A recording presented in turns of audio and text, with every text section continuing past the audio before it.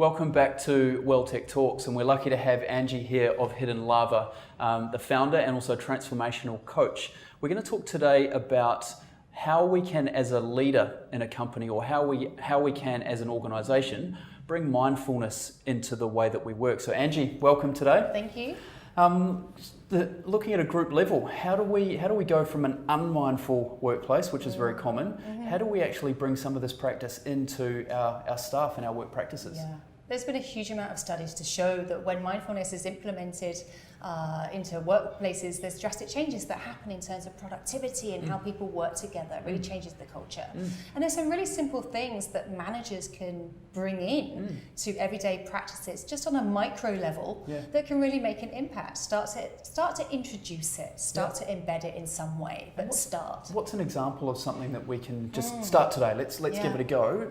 Can you think of one or two things that we could potentially try? Yeah, one of the main problems that we have in the workplace is being present in meetings. We're physically there. People rock up, but they're on their phone or they're on a computer or they're thinking about the list of things that they've got to do. So a really nice practice for a manager or whoever is leading that meeting to do is actually get everyone settled in for the first minute just by being silent and arriving mentally as well as being there physically. A moment silent to start a meeting. Silence, yes. Wow. Like focus. Let's focus before we go off onto this 1 hour meeting so that we know that we're fully here and engaged in what is happening. Makes total sense. So much more will come out of that conversation. It's a great idea. And we've been working with companies to try and help put phones down or leave phones out of a meeting.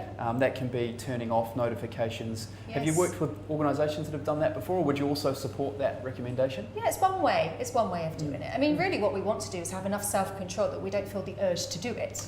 But nice, there might be some step-by-step way of getting there. So just don't bring it in. If it's not there, then you can't look at it. Makes total sense.